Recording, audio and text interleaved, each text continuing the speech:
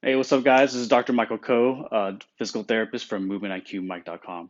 And what I'm going to do today is I'm going to show you how to use a Thera Cane to be able to help work on your rotator cuff muscles. So before we get going, just remember to like and subscribe to the channel and to the video. And if you have any questions, go ahead and just make some comments below, and I'll be able to see if I can answer whatever questions you got. So, quick anatomy lesson. The rotator cuff muscles are going to be four muscles. You could use the acronym SITS to be able to help remember that. So it's going to be supraspinatus, infraspinatus, teres minor, and subscapularis. So we're going to go over where all four of those muscles are and then be able to show you how you can use the Thera Cane to be able to get those muscles a little bit looser. So the type of person that probably benefit from this video is going to be someone who has just generalized shoulder pain, but you still have strength with that shoulder. So there might be someone who could do shoulder press with some dumbbells. It hurts, but you can still do it or close to what your normal weight would be.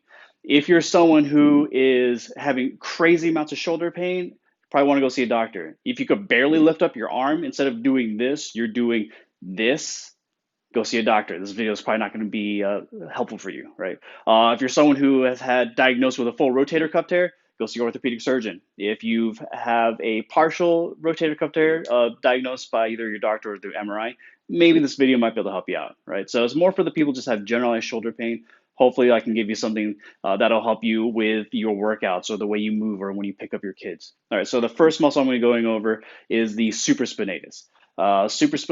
So in terms of the words supraspinatus, infraspinatus, right, SNI, the SITS acronym, they have the same name, sort of, right? The first half being something different than the second half being the same. So spinatus is going to be, it means spine, right? So in the shoulder blade, there's this bony piece that comes across your shoulder blade. It's called the spine and scapula.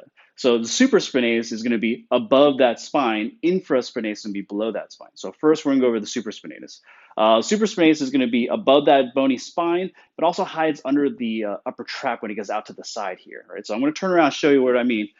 If I'm using the right shoulder, what you can do is you can rub this end of the cane and you can come down from your upper trap. And once you hit this bony piece, it's gonna be right around here. And that bony piece, you can trace that bone across left and right. That's gonna be the spine of the scapula. So if I go above that just a little bit, that's your supraspinatus. So it's right here. It goes all the way, oh, let's go this way. It starts from here and then goes all the way across, and then the tendon goes across to the shoulder. But we're going to be working mostly the muscle belly of the rotator cuff. So what I'm going to do is I'm going to start from the top corner of the shoulder blade onto the left side of my right shoulder blade, and I'm going to go across, adding some pressure to that shoulder, right? Or I can go from more closer to the shoulder, going across towards my spine. And that's the direction you can use this cane to be able to massage out that supraspinatus. All right, so that's where the supraspinatus is, right? If you find a spot that tucks, for me, it's right around here. You can just hang out here. I'm a big fan of angling the cane. So if I were to go straight down, then I can angle a little bit out to the right, angle a little bit to the left, see which one hurts a little bit more. Angle to the left hurts a little bit more for me. And so I'll just kind of hang out there, all right? Now, the infraspinatus is going to be below that. So if I go back down again, hit that bony piece, that's the spine, I'm going to go below it, and that's your infraspinatus, right? Now, here's the thing.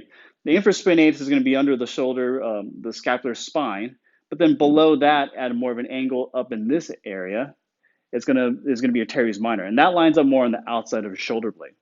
But the two muscles really just, they're right next to each other. So when you move around, if you're trying to work on those muscles, you might as well just treat them as one muscle because they're just kind of slapped together next to it. So you can't really go, oh, hey, this feels like infraspinatus, this feels like teres minor. It's gonna be really too difficult to be able to feel that out. So what you want to do is just go ahead and massage out from here. I'm going to outline this triangle from here down to here and up towards the shoulder.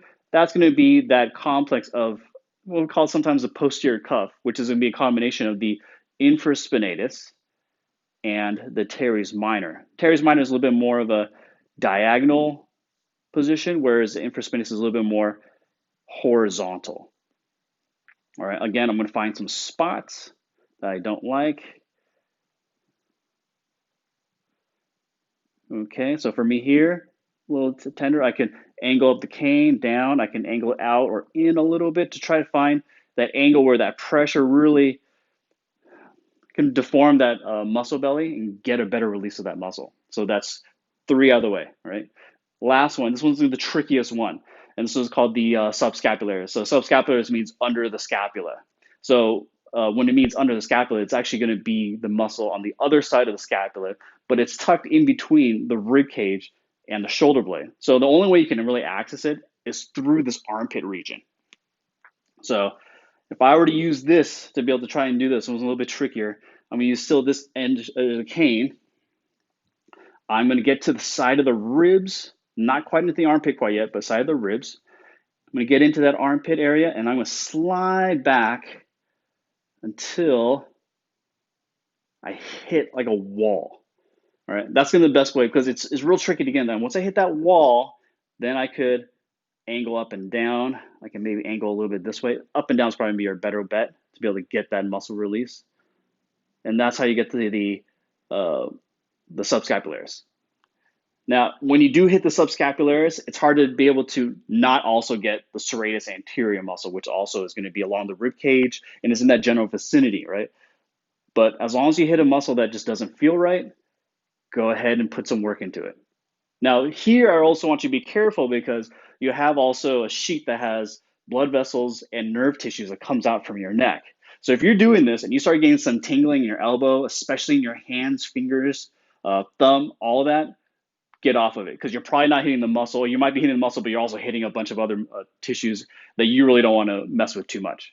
All right. So remember, if you got something going on the hand while you're doing it, don't go harder and think that it hurts, so therefore it should be better. That's bro science. Take the bro science out. So make sure that you don't have any other issues. It should only be painful where the cane is hitting. All right. So one more time, let's recap. We got the four rotator cuff muscles: the supraspinatus, infraspinatus, teres minor, infraspinatus and teres minor. I want you to kind of think about it as one muscle group. And then also in the front right through here, you have the subscapularis. So try that out, guys. If you guys like this video, please like and subscribe.